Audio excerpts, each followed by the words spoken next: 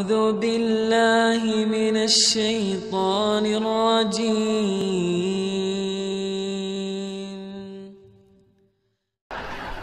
Saya dari mimbar gereja waktu pendeta dulu, dengarlah firman Tuhan. Pulang ke rumah saya panggil bini saya, "Mak, firman Tuhan bagaimana ini? Saya baru rubah." Firman Tuhan bagaimana? Saya baru rubah dengan teman-teman. Berarti bukan firman Tuhan, firman Yahya dan teman-teman. Injil tidak pernah dalam bentuk kitab. Datang Nabi Muhammad, Allah wahyukan Injil itu di dalam Al-Quran. Makanya kita beriman kepada semua kitab yang datang sebelum Rasulullah Muhammad Sallallahu Alaihi Wasallam. Yang ada di Kristen itu perjanjian baru. Tale plus superstition becomes nonsense. Dongeng tambah tahyul sama dengan omong kosong. Data-data kepalsuan kitab Kristen. Saya bilang sama istri saya, keluar kita dari agama ini. Ini ada angkanya, tapi tidak ada kalimatnya. Saya tulis, nabinya tidak sempat menulis, lagi malaria tropika alias gila. Ini seharusnya orang Kristen lapor. Sampai sekarang tidak berani orang Kristen lapor. Ini kitabnya palsu. Cuma mulut di YouTube, ngomong di YouTube seperti orang gila. Ya waloni begini. Lapor. Ini kita negara hukum. Lapor supaya muncul di TV. Orang Kristen yang tidak tahu palsu jadi tahu masuk Islam. Kosong kau punya gereja itu. Gitu ya. Jadi jemaah bangga, biar tidak berpendidikan tinggi, tidak kaya, miskin melarat, tinggal di hutan, selagi mengucapkan la ilaha illallah sampai ke liang kubur tetap Islam. Jangan murtad. Selemah apapun ibadah kita, sudahlah, datang aja ke masjid. Allah tidak akan melihat gaya kita sholat. Ahli ibadah dengan pelacur, dua-dua meninggal dalam waktu yang sama. Pelacur ditempatkan oleh Allah di surga yang lebih tinggi daripada ahli ibadah. Protes ahli ibadah di surga, ya Allah, saya siang malam di masjid, saya sholat. Ini pelacur, kenapa di surga yang paling tinggi? Kata Allah, betul ente ke masjid, tapi ente bukan sholat, ngukur-ngukur kaki celana dan jenggot orang. Itu persoalannya. Si pelacur, dia melacur siang malam, sudahlah, kau aja tahu kata malaikat, apalagi saya lebih tahu niat pelacur. Dia hanya meminumkan anjing yang kehausan dengan sepatunya, diminumkan anjing yang sudah mau mati. Apa makna dibalik peristiwa filosofis itu? Amr bin Ka'ab, Abu Hurairah datang kepada Nabi, ya Rasul, man a'lamun nasi, man a'budun nasi, man afdalun nasi. Siapa orang yang berilmu, siapa yang ahli ibadah, siapa orang yang paling utama? 3 pertanyaan dikantar oleh Rasul SAW dengan 1 kalimat, al-aqilu, orang yang berakal. Ada berarti pejabat yang pintar tapi tidak ada orang beribadah tapi tidak berakal. Datang ke masjid, kontrol penampilan orang. Datanglah di masjid, pakai baju polisi, pakai baju tentara, pakai sarung, pakai gamis, tapi gamis yang baru dicuci.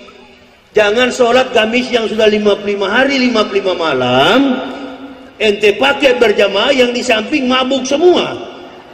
Saya pernah alami, Bu, saya pernah alami. Datang berjamaah di samping saya kencang betul, imamnya juga ayatnya panjang, habis mabuk saya. Pakailah yang bersih, biar murah tapi bersih. Dan yang kedua, jangan ke masjid pakai baju bertuliskan Jokowi Ma'ruf atau Prabowo Sandi. Dendam ini tidak akan selesai. Stop. Islam itu bukan pakaian yang dicari. Mau ukuran celana, kaki celana cingkrang, cingkrong, cangkring, mau pakai apa itu? Cadar, silakan. Maryam juga dalam sejarah hanya kelihatan kelopak matanya, berarti Maryam pakai cadar. Cadar dilarang, jangan. Yang dilarang itu dengar saja, kalau pegawai perempuan dilarang pemerintah pakai cadar, ya sudah, di kantor lepas cadar, di rumah pakai cadar. Dan ingat, waktu melamar jangan pakai cadar. Kenapa? Karena sudah pernah terjadi. Begitu timbul kasus, di malam pengantin mereka menikah, dipaksa oleh laki-laki untuk tidur, ternyata istrinya ini bukanlah jenis kelamin wanita. Istrinya ini sama-sama batang, sama-sama laki-laki. Viral itu di Indonesia. Ternyata istrinya itu adalah bencong. Karena pada waktu melamar, keterangan yang dia berikan di mata Najwa, karena wanita ini sering datang pakai cadar. Jadi waktu melamar jangan pakai cadar. Kenapa? Takutnya sama-sama batang. Itu saja. Ada kebijakan pemerintah, ikuti yang masuk akal, yang teologis. Yang tidak masuk akal, lawan. Termasuk bilang jangan radikal. Jangan radikal, nggak usah beragama kalau tidak radikal. Ya ayyuhalladzina amanu udhulu fisilmi kafa. Masuk Islam secara kafa. Betul-betul. Lahir dan batin serahkan kepada Allah. Ini kami ya Allah, amantu billahi wa bima qala Allah taala, amantu bir rasuli wa bima qala Rasulullah Muhammad sallallahu alaihi wasallam. Boleh radikal, siapa marah radikal? Redik itu bersungguh-sungguh, atau dalam bahasa spesifik Islam, jihad, haji, radikal, himayatan lil haji wasadaqa wa'da allazi jahada billahi haqqa jihadihi wa badala juhda. Jihad yang paling tinggi, haji. Bukan ikut ISIS, OSOS, USUS. Itu mah pengecut. Teroris itu pengecut. Kalau berani, kalau laki-laki begini. Hei kafir, hei pendeta-pendeta, hei orang di luar Islam, tempatmu neraka. Itu laki-laki. Bukan kepada Muslim, NU, Muhammadiyah, Banser, FPI, dikasih bekelai mau. Ya, NU menjelekkan Muhammadiyah, Muhammadiyah menjelekkan, Naqsabandiyah menjelekkan, semua menjelekkan. Itu tepat sekali dimakan setan dan kafir. Senang melihat umat Islam pecah. Tapi sahabat, mantan sahabat setan tidak akan mau melihat begitu. Tadi Kori yang membaca Al-Quran. Tadi ada yang baca Quran tidak Ustaz? Ada. Beliau yang membaca Al-Quran tadi, setan nggak kaget. Setan bilang sudah sering saya dengar itu. Tapi yang bicara mantan temannya setan ini, begitu dia dengar cuplikan ayat-ayat yang saya baca, lari lontang hantu dia ke sana, kabur tidak tahu karuan. Itu. Syukuri, saya syukuri ya Allah, saya kafir yang paling dalam nerakanya. Engkau tempatkan saya dalam Islam. Lalu Allah janjikan bagi pendeta yang masuk Islam, walau ana ahlal kitabi amanu wa taqaw lakafarna anhum sayiatihim wala adkalnahum jannati na'im. Sekiranya ahli kitab mau beriman, bertakwa kepada kami hapuskan kesalahan mereka, kami tempatkan mereka dalam surga-surga yang penuh kenikmatan. Pendeta yang masuk surga itu adalah pendeta yang masuk Islam, yang lagi ngomong ini.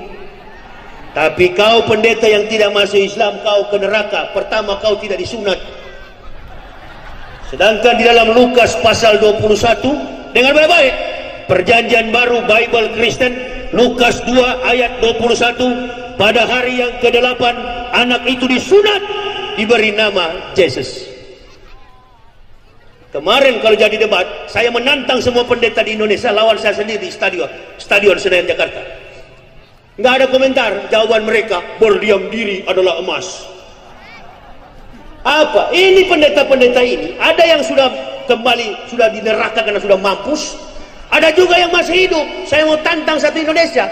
Artinya kalau jadi pertarungan debat itu secara ilmiah, akademik, membahas Bible dari sudut pandang antitesis, tesis, hipotesis, and sintetis, dalam problematika theos and logos, ekseleji, etika, logika, estetika, lobus parietal, akal kita akan bergerak secara intelektual. Dikaji secara ilmiah, bukan membanding-bandingkan Bible dengan Quran, Quran dengan Bible. Itu debat awam, nggak cocok sama saya. Saya orang akademik, mau dia debat ilmiah.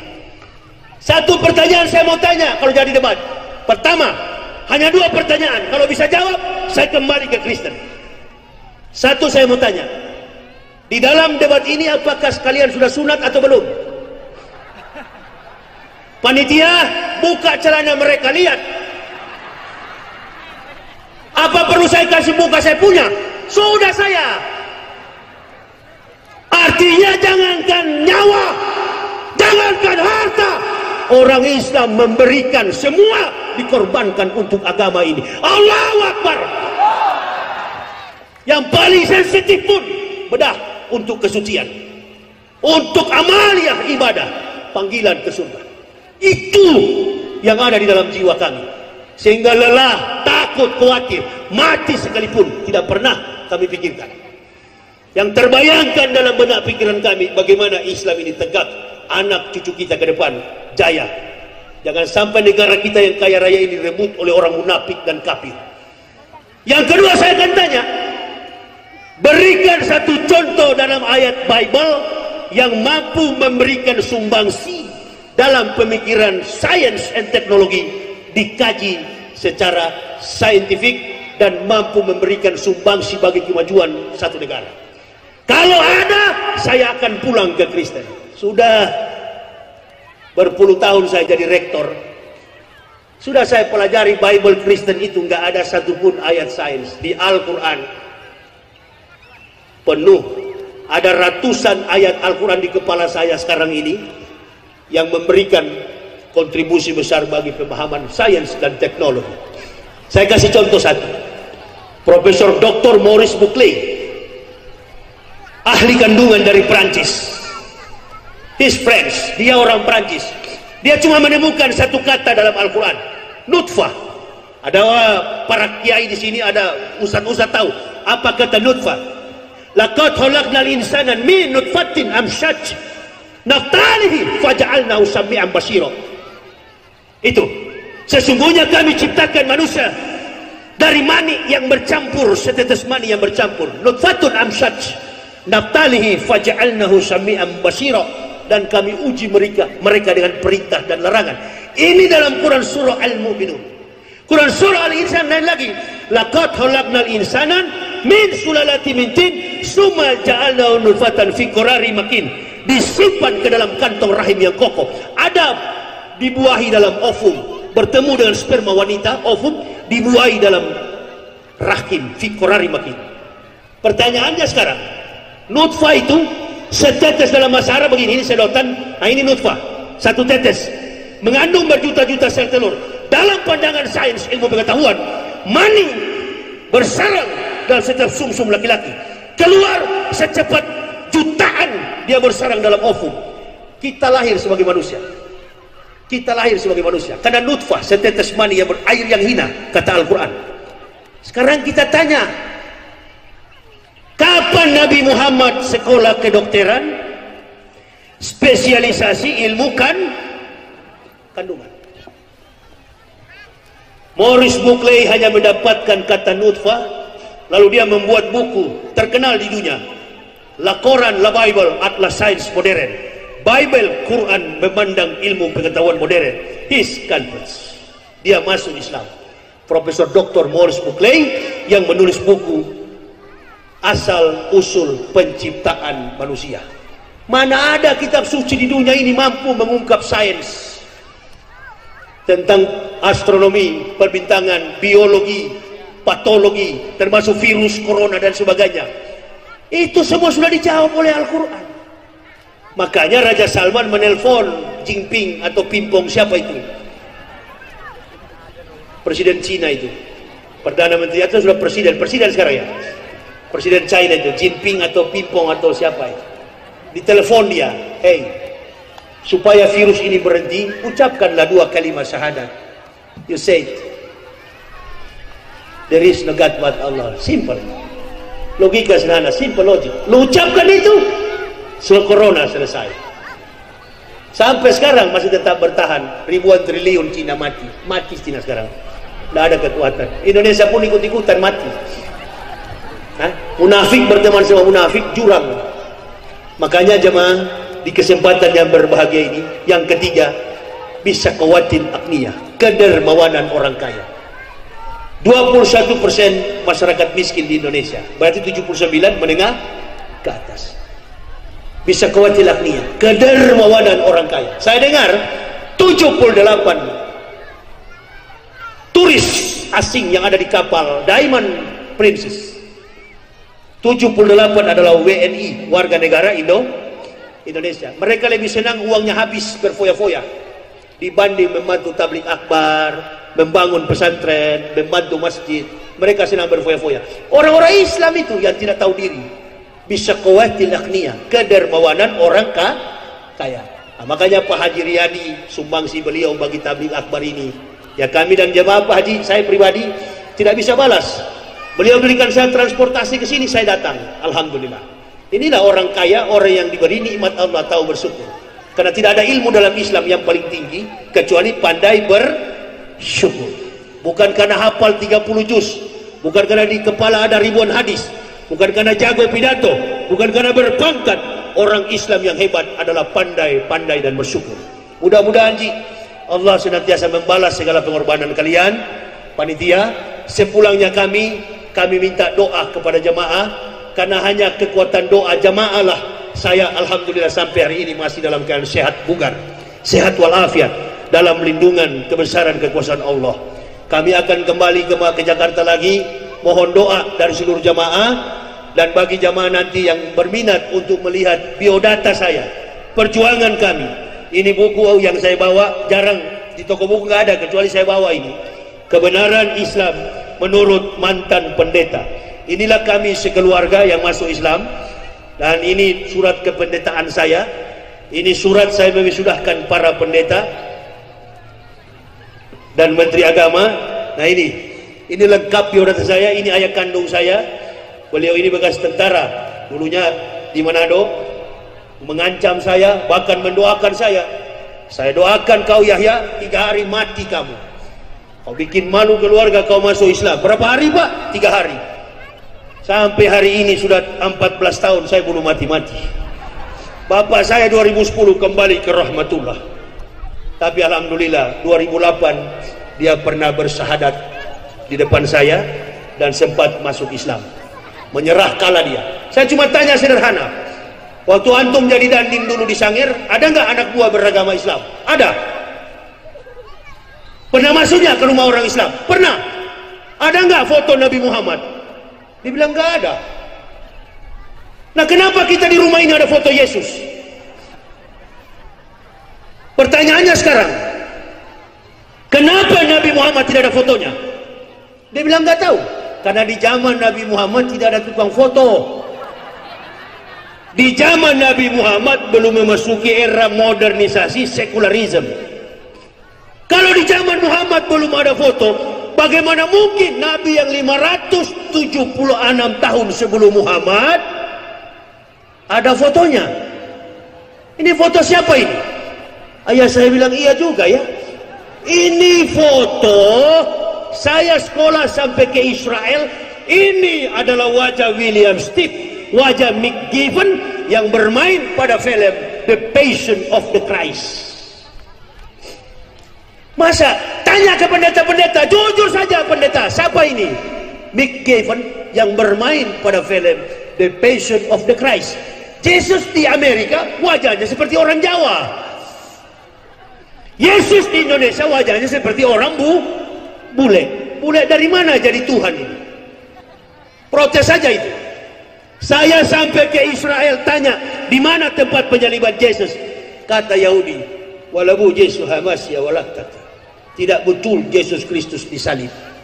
Yang tersalib itu adalah Judas Iskariot. Eloi, Eloi, lama sabachthani. Pengakuan Yahudi. Adonai jismor kami kolra. Yesemor et nafseta mikolra. Adonai jismor kakaofu eka me'ata we'at olamin. Adonai jismor. Tuhan jauhkan kami dari celaka. Itu bahasa Ibrani. Jauhkan keturunan kami dari kutub sekarang selama-lamanya. Makanya Yahudi ketika Isa mengajarkan iman, konsepnya tauhid. Sema Israel, Yahweh Elohenu, Yahweh Ehad. Isma, Sema, bahasa Arab Isma. Sebutkan, katakan bahwa Tuhanmu adalah Yahweh. Yahweh itu Ehad. Ehad dalam bahasa Ibrani, bahasa Arabnya Ahad, esa, satu. Jadi Isa mengajarkan monoteisme, Isa mengajarkan tauhid, semua nabi mengajarkan tauhid. Isa bukan Yesus, Yesus bukan Isa. Joni yang ada di Mandailing pasti beda dengan Joni yang ada di Tebing Tinggi. Itulah konsep Islam. Bedakan antara Isa dengan Yesus. Kristen, lakum dinukum, agamamu agamamu, agamaku agamaku. Mau hujan tadi, jangan dulu hujan ya Allah. Saya masih belum mau bicara itu. Nah, jadi hujan. Dia buka lagi. Hah? Allah tahu. Saya mau pulang juga. Ibu bapak doakan kami bertiga di mobil. Jadi bagi yang berminat untuk mendapati buku ini, silakan ke mobil saya. Saya kasih waktu 15 menit karena kami akan kembali. Saya akan pulang ke Jakarta. Ini perjalanan yang saya kira jalannya susah, ternyata enggak. Pernah saya tahun 2014 ceramah di Mustafawiyah sini, pesantren Mustafawiyah. Saya ceramah, yang baca Al-Quran istri saya, masih ada rekamannya itu di Mustafawiyah 2014 dengan Pak Sapa Kapolres dulu, sekarang sudah jadi Wakapolda, Mardias, Brigjen, sudah Brigjen sekarang atau ya sudah Brigjen, sudah apa itu, Brigjen Pol Mardias itu berteman di Mustafawiyah dulu, muncirnya Nasution pernah ceramah pakai mobil ini juga. Kami datang, gak pernah berubah karena saya bukan ular. Kalau ular bercabang lidahnya, saya gak bakal berubah sampai masuk ke liang kubur. Saya gak bakal berubah. Waktu pilpres kemarin saya pernah ditawarkan berapa miliar asal pilih seseorang ini, saya usir dari rumah. Harga diri saya ini bukan di atas materi, harga diri saya bersama umat, bersama jamaah, kecintaan kepada Islam sampai akhir hayat. Itu nafsu. Inna nafsa la amaratun bisu'i illa man rahima rabbi inna rabbi ghafurur rahim. Nafsu kejahatan selalu menyuruh supaya kita melakukan kejahatan. Sebagai pendakwah konsisten, hidup dan mati hanya untuk dakwah, sampai masuk liang kubur tetap pendakwah. Jangan pernah berubah. Ulama tetap ulama, umarok tetap umarok. Jangan ulama jadi umarok, umarok jadi ulama. Itu sama dengan bunglon, suka berkamuflase, berubah-ubah. Ya, pokoknya sampai mati tetap ustad, tidak berubah. Mohon doa dari jemaah agar kami tetap istiqomah di dalam memperjuangkan agama ini. Dan sekembalinya kami di Jakarta, mudah-mudahan waktu yang lain kita bisa berjumpa. Diundang ke sini lagi, sudah tahu jalannya, enak, aspalnya bagus. Ya aspalnya bagus. Ya kalau jalannya begini-gini ya biasalah. Saya kan sudah biasa hidup keliling gedung-gedung besar. Begini-gini yang saya cari, kebun-kebun, sambal terasi. Ya, asal jangan sambal terasi di masjid tadi. Sambal terasi makan singkong, lihat dan sehat. Makan roti neraka, gitu. Makan roti gaji besar, tempatnya neraka. Ini lebih enak. Jalan dengan anak istri. Anak saya nggak pernah sakit, cuma tidur di mobil, nggak pernah sakit. Istri saya, apalagi saya nggak tidur-tidur, tapi alhamdulillah sehat. Kopi, es kelapa, kurang apa lagi sambutan panitia itu. Cuma itu kekhawatiran panitia, kalau boleh diredam sedikit lah. Jangan terlalu pengenakut lah. Nanti ustadz yang tadinya ikhlas jadi nggak ikhlas, karena sudah berpikir barangkali takut saya tidak datang. Memang takut nggak datang itu. Apalagi ustadz yang diundang mantan kafir. Ini kalau dia kambuh dia tidak datang ini. Pak Haji, kalau bicara kejujuran orang Kristen dan Islam, saya belum sanksi kalau Kristen kalah. Karena orang Kristen itu padahal kafir, uang gereja 5 perak pun gak berani dia ambil. Itu kafir punya cara itu. Makanya jemaah sering bilang, Ustaz, orang Kristen beri infak, orang Islam beri infak cuma 1000 kotak amal. Kristen 1/10, 10%. Kenapa orang Kristen begitu banyak kasih ke masjid, ke gereja? Orang Islam tidak. Ya saya bilang logis lah, karena di sana kan setan semua, nggak ada yang halangi. Kalau di Islam kan setan halangi. Kalau di sana kan nggak ada setan, memang semua setan jadi banyak. Tapi kalau kafir setan begitu, kenapa kita yang bukan setan sedikit? Kan begitu.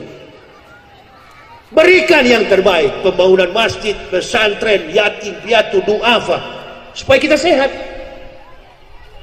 Itu yang keempat, bida'watil fuqaroi, doa orang-orang miskin.